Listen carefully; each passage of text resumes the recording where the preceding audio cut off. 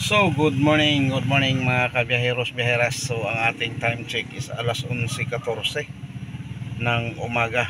Umaga dito sa Pilipinas. Di ko lang alam kung anong oras sa ibang dimension ng ating mundo.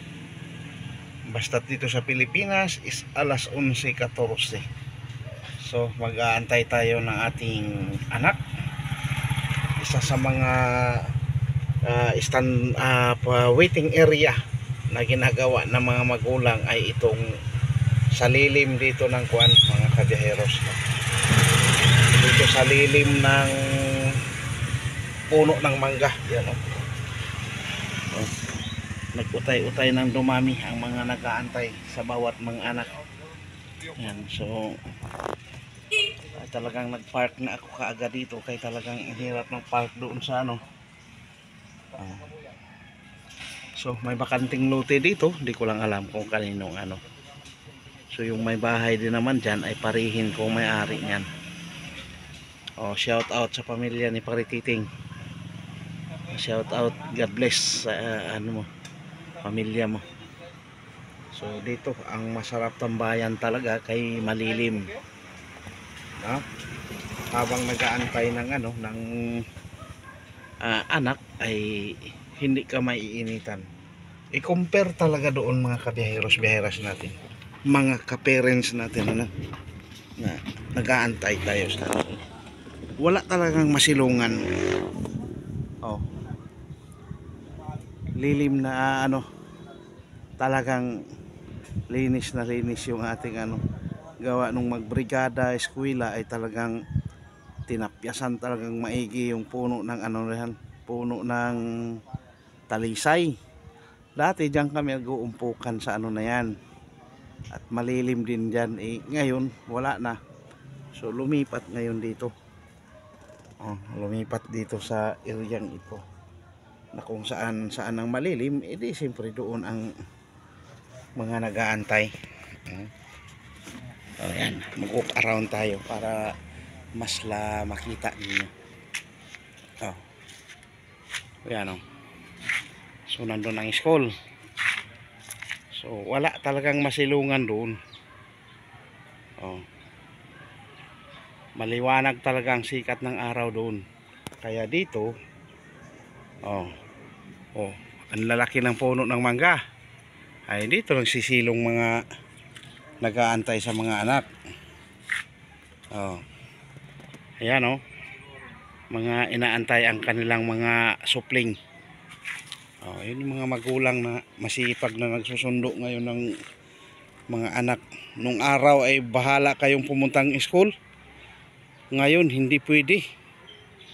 Delikado sa pagtawid-tawid.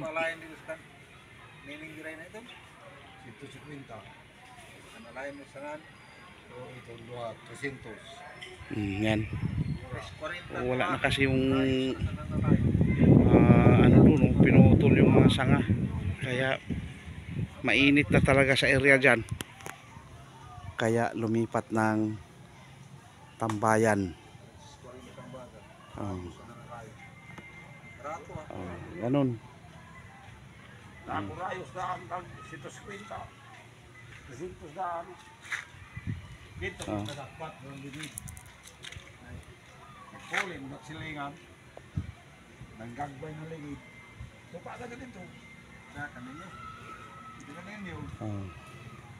So highway na yan dyan.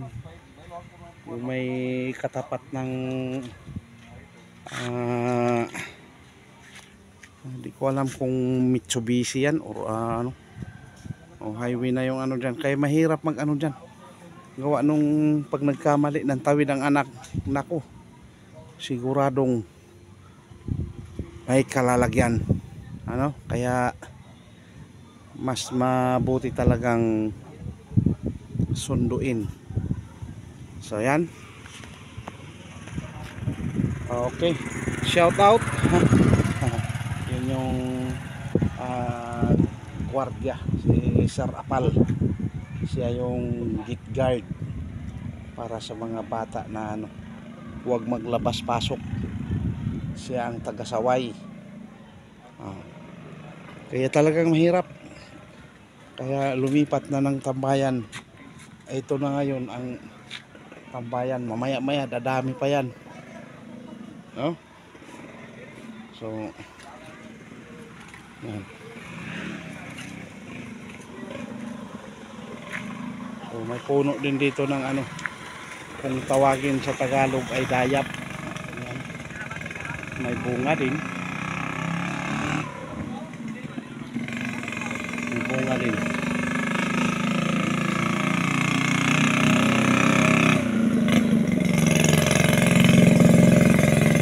Sa Bisaya naman, ang tawag nito palibayon. So mabango naman siya mga kabiyaheros-biyaheras natin, no? Mga kababayan, mga farmers natin dyan, no? Ari yung bunga niya, no? Kukuha tayo ng ano din, masarap ang lagay sa yung mahilig sa kinilaw. Oh, yun yung bunga niyan. So kukuha tayo ng mga ilang piraso panlagay sa ano. Sa taas pala ang ano, marami. Yan. Ayos nito. O yun. Mas na dalawa lang sana, nalaglag pa yung isa. Tatlo na. Yan ang puno. Ang daming bunga. Nasa taas nga lang. Hello ma'am. May maraming bunga. Oo. Nanguhara ka tayo ni kaya matay di matabahibay wag tanom. Si Mambukalon. Ang bango. Mabango siya mga kabiyaheros-biyaheras natin, ano? Masarap ito sa sausawan. Maraming kuwan yan. Maraming purpose ika nga. So yan. Hanggang dito na lang muna ang ating videos. Maraming salamat sa lahat ng mag-like, mag-share, mag-subscribe ng ating Facebook page. Ganoon na rin sa ating YouTube channel, Alfred Uhaw TV Vlogs. Bye-bye. God bless and to God be the glory.